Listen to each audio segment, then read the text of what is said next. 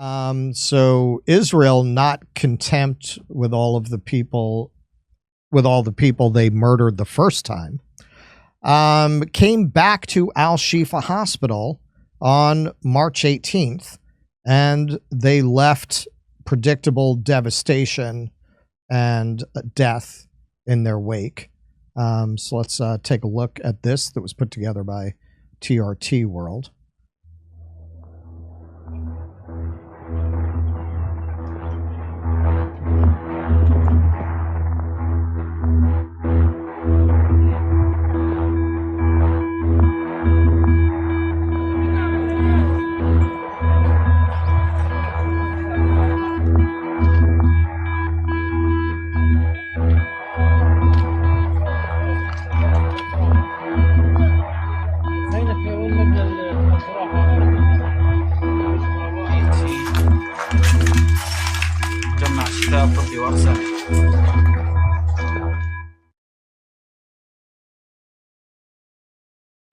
So, Israeli troops end Al-Shifa hospital raid, leaving behind bodies and trail of destruction.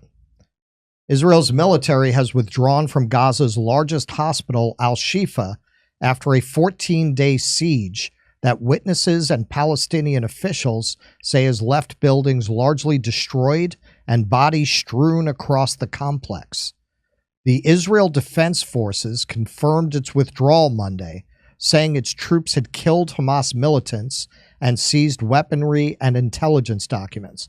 Wow. Didn't we hear that the first time? And it turned out they were showing you whiteboards that were like the staff rotation at the hospital.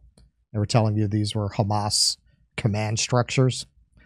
The terrorist base in Shifa has been eliminated. Israeli Defense Minister Yoav Gallant said Monday, praising the IDF's determined and professional action. He's the one who said Gaza should be wiped out or something, right? He's the one who said human animals. Human animals. That's the quote he's most famous for. I'm not doubting that he said the other thing too. That's it. You got to buy his album to get his greatest genocidal hits, but that was one of them. Medical crews are working to recover hundreds of bodies scattered across the grounds at Al-Shifa, with at least 300 bodies found so far, according to Gaza's civil defense. Determining the precise number of people killed is difficult, it added, because Israeli troops had buried bodies inside and around the complex and bulldozed nearby roads. Wow, Keaton, that sounds like those stories you hear out of World War II, right? I'm not saying which army, just right. There are a lot of stories like that. Raed al-Dashan, director of operations at Gaza's civil defense, told CNN it is almost impossible for ambulances to reach the hospital due to damaged roads in the city. IDF spokesman Rear Admiral Daniel Hagari said 900 suspected militants had been detained during its 2-week operation. More than 500 of these had been identified as members of Hamas or Palestinian Islamic Jihad, Hagari said Monday, adding some of those detained are commanders and significant people. CNN is unable to verify the numbers of bodies inside Al-Shifa independently because of the lack of reporting access in Gaza. CNN has reached out to the IDF on these figures but is yet to hear back.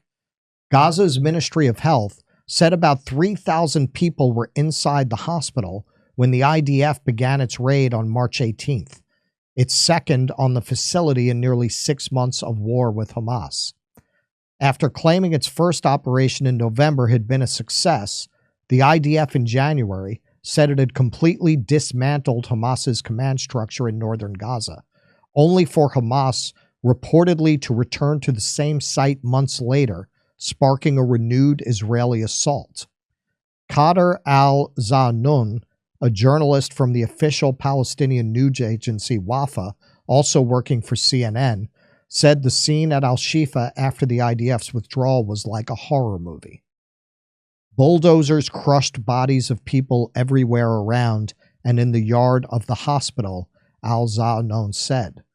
Palestinians began arriving at the destroyed complex to search for missing family members. Quote, "We found entire families dead and their bodies are decomposed in houses around the hospital," he said. Palestinians began arriving at the military vehicles are firing at the hospital building's windows and at anyone who was caught moving between the hallways. Hamada Abdalabi, a displaced Palestinian man sheltering at Al-Shifa, told CNN in March. Civilian buildings like hospitals are protected under international humanitarian law, but can lose their protected status if they are used to commit acts harmful to the enemy. Israel has for years said Hamas fighters use mosques, hospitals, and other civilian buildings to hide from Israeli attacks and launch their own. Hamas has repeatedly denied the claims. The IDF, so what they're basically saying is they're basically just allowing Israel to redefine international law in their case, because they're saying, well, yeah, Hamas uses the hospitals, Hamas uses the mosques, Hamas uses civilian infrastructure, right? Therefore, it's not civilian infrastructure. Therefore, nothing is off limits. Right. Well, you know, I mean, it's not funny, but we've talked about South Park, the hunting episode, right? It's coming right at us. It's coming right at us. Exactly. It's coming right at us. Anything that they want to murder, they call Hamas. Anything they want to define as anti-Semitic, they call Hamas. Anything that is not in their interests, they define as Hamas. It's all Hamas. It's all Hamas, and when it's not Hamas, it's Hamas aligned. It's anti-Semitism. And most people probably know this, but just in case there are those watching who don't, Al-Shifa is in Gaza City, which is in the north, which was supposedly already cleared out. Right. So when Netanyahu was trying to make the case for a Rafah ground invasion, he said, well, there's not no place for people to go. They can go back up north since we've already cleared those areas out. And yet here they are again. Well, and look at how they've normalized war crimes and atrocity. Because if you remember 6 months ago, Israel, no, we didn't bomb the hospital. We didn't bomb the hospital. We wouldn't do that. No, it was an errant rocket from Hamas that it thought. This is the same hospital. Right, same hospital. But they're now saying is a Hamas center. Look what they did to this hospital. They were saying it was a Hamas center then. But now it's just been such a constant stream of war crimes that they don't feel like they have to explain it beyond Hamas was there. Right. And they got caught lying about the evidence the first time. Right. And they're still going to come out and say, yeah, no, Hamas was there. Based on what? Where's your evidence?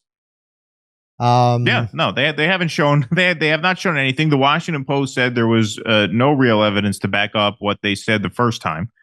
And now they're not giving figures here. And, you know, that paragraph that CNN put in there about, well, you know, a civilian target can lose its protected status if it's used by the enemy to harm the enemy in war. Would we settle for that? If a domestic terrorist shacked up in an American hospital, would we be okay with the American government going in, laying siege on the hospital, killing hundreds of people in the hospital, turning off electricity in the hospital, setting snipers outside across the street from the hospital saying shoot anything that moves in the hospital, whether it's a terrorist, a doctor, a mom, or a child? No, of course we would not be okay with that.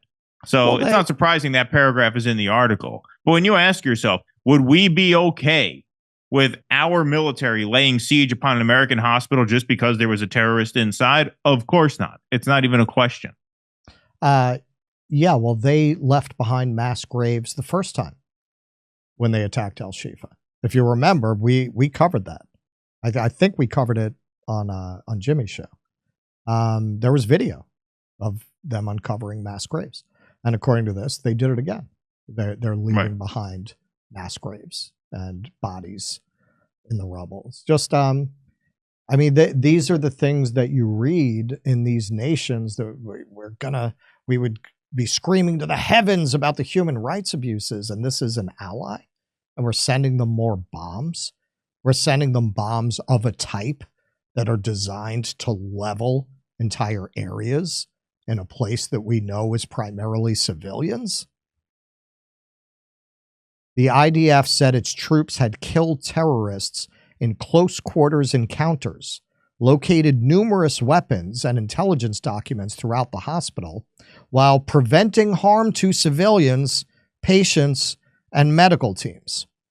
All right, folks. So if you have access to X, you can go on there and see some of the videos of these starving and dead and maimed civilians left behind, including children.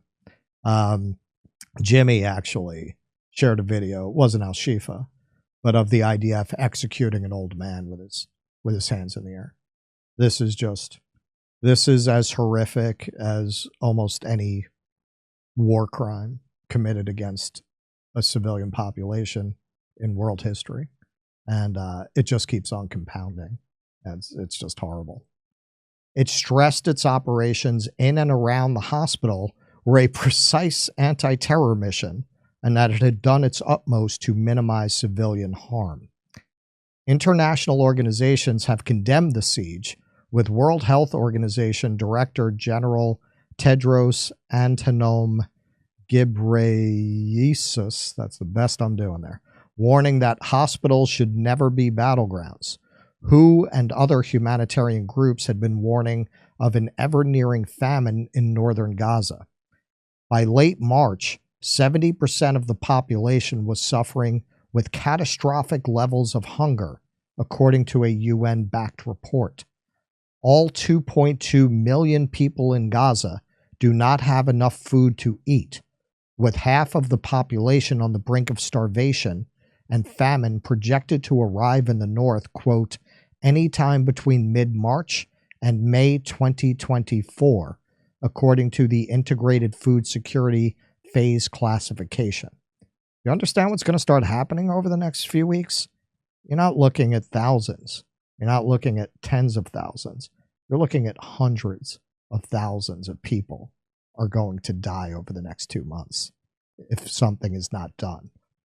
And it doesn't look like anyone's going to do anything unless, going back to the bombing of the embassy, unless this erupts into World War III, literally.